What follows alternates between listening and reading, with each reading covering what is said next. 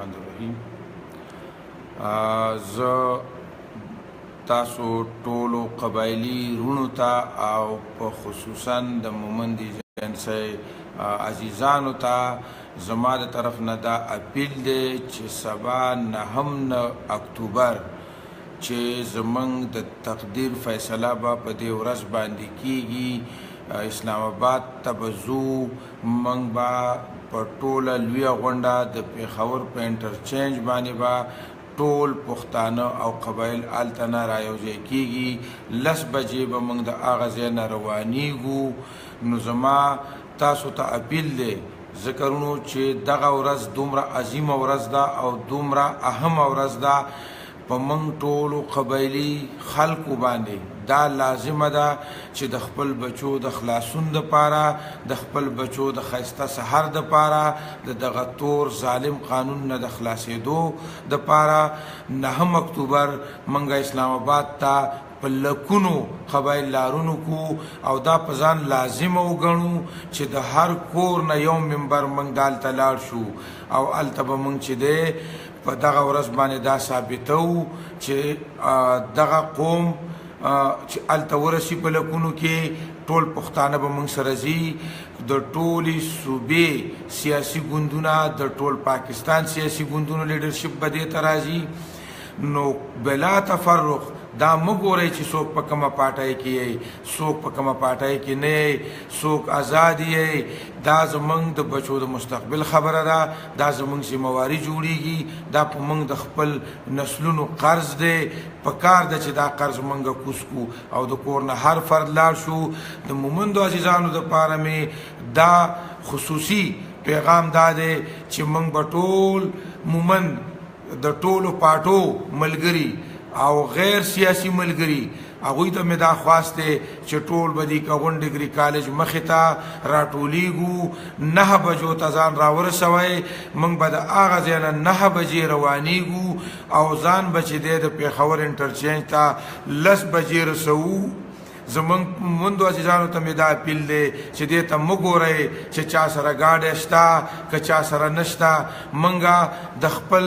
ځانونو دپاره د دغه نظام کې روزانه په زرګونو په لکونو جرمونه ډکوو، تکلیفونه تیرو، جیلونه تیرو. نو سبا ورځ دومره لازمه ده چې د دغه ګنده او تور نظام نه ځان خلاصول دي. نو زمونږ عزیزان ته زما دا اپیل دی چې د ټول مومند ایجنسۍ خلک دي کغون کالج مخې ته راټول شئ. د خویزو، بیزو، صافو، عثمان خیل رونه څومره چې زمونږ تحصیلونه دي، علیمزي، پنډیالی، پړانغار، ټول 8 واړه تحصیلونو رونو ته مې دا خواست دی چې مهرباني وکئ ځکه چې موږ دې کغون نه په یو ځای روان شو. نو دغه جابر، دغه ظالم، دغه تور قانون واکدارانو ته به دا پته ولګي چې قوم وواته او قوم په یو ځای لاړ. د اتفاق مظاهره به کوو. ټول سیاسي ګوندونه او غیر سیاسي ګوندونه او سماجي تنظیمونه ټولو ته مې اپیل دی چې هغه سبا په دغه لارون کې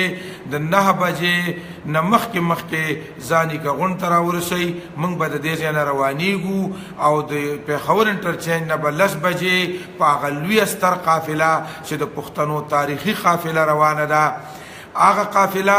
چې د حکومت نه دغه غوښتنه کوي چې کله ستا ضرورتي نو ته د خپل ځان دپاره په ګنټه کې بل پاس کې او بیا واپس د پارټۍ صدر شي. او زمونږ دغه بل چې د بدلون زمونږ د مستقبل سره تړلی دی، زمونږ د راتلونکي ښکلي سحر سره تړلی دی. د تېرو 2.5 کالو نه په دغه اسمبلی کې او په دغه ټوکریانو کې تاویږي او د هغه بل د مو کېدو دپاره هېڅ کوشش نه کېږي. او د یو خاص مخصوص کس دپاره چې هغه د نواز شریف صاحب ته ټلیفون وکړي او د هغه په وجه باندې دغه بل زمونږ هر وخت رکاویږي. عزیزانو تاسو وګورئ څومره لکونو روپو جرمانې تاسو نه ځي، څومره ټکسونه تاسو نه اخیستی شي، څومره روزګارونه ستاسو برباد شوي دي، څومره په دغه قانون کې تاسو د نورو څومره تکلیفونو سره مخامخ یئ. زه هیله لرم، زه ډېر پر امید یم چې مومن قوم به تاریخي لښکر دا ثابتوي او دوی به په دغه ورځ باندې سبا 9 اکتوبر په سحر باندې ډېر لوی تعداد کې دې کغون تراجمه کیږي ځکه چې کون زمونږ اخیری د ایجنسی سر دی دې ته به ټول خلک راغونډېږو د دې ځای نه به روانېږو او دغه نظام دغه خلکو ته به ښایو دغه د پاکستان اسټیبلیشمنټ ته به ښایو دغه حکمرانانو ته به ښایو چې قبایل راوتي دي قبایل نه ایسارېږي دا بدلون غواړي دا هغه بدلون دی چې د تیرو څو کالو نه موږ ته اعلان کړی شوی دی چې نن یې درکوو سحر یې درکوو ماښام یې درکوو خو موږ سره لوبې ټوخې روانې دي موږ نور په دې کې ایسارېدونکي نه یو نو زما تاسو ټول قوم ته اپیل دی ډېره مننه به خصوصا ټول قبایلي سیمې ته بیا یو ځل اپیل کوم چې د خدای دپاره د هر کور نه یو فرد خامخا دغه درنې ته لاړ شئ دغه ځان دغه ته راورسوئ د پېښور انټرچینج ته راورسوئ چې د پښتنو دا ستره قافله لاړه شي هغه د انګریز راښکلې لیکره چې د قبایلو او د لاندې پښتونخوا په منځ کې راښکلې وه هغه کرله هغه کرخه هغه کرکجنه کرخه هغه د منځه یوسو زه ډېر افسوس سره دا وایم چې د انګریز د هغه کرخو ساتونکي چې یو ځان ته قبایلي ځان ته قوم پرست رهنما وایي بل هم پښتون مولانا فضل الرحمن صاحب چې د ځان ته دا د اسلام علما دغه وایي مشر وایي د اسلام دپاره کار کولو دعوې کوي خو بیا هم د بده مرغه د انګریز هغه کرښې ساتلو ته چمتو ولاړ دی ملا یې تړلې ده او د انګریز کرښې راښکلې هغه ساتل غواړي دغه د انګریز قانون ساتل غواړي نو لہذا زما خپل قوم ته اپیل دی زما ټول قبایلي سیمې ته اپیل دی چې سبا داسې در نه ورکوئ داسې در نه ورکوئ چې تاریخ وګرځي خلکو نه د مصر تاریخ هیر شي خلکو نه د یورپ تاریخ هیر شي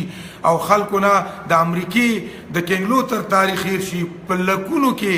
لکونو کې راوځئ او دغه ورځ تاسو د بدلون ورځ ده هره ورځ نشئ راوتلی دغه ورځ له راوځئ دا ورځ اعلان شوې ده عزیزانو هېڅوک مه پاتې کېږئ خپل کارونه پرېږدئ خپل یو ورځ دپاره خپله 100 روپۍ خرچه کوئ ځکه چې دغه نظام کې زمونږ ته کم تکلیفونه او کم دردونه دي دا کم کې زمونږ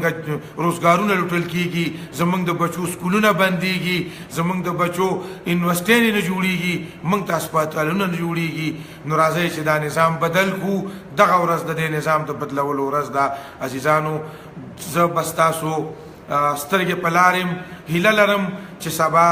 دغه زما اپیل دغه زما اورېدل که چاته رسېدلي نو چې دا په ډېر لوی مقدار کې راورسئ عزیزانو او دا شیر کوئ نورو خلکو ته چې ورسي دا اواز ورسي دا اپیل ورسي درخواست کوم او دغسې په خپله هم درخواستونه وکئ قوم ته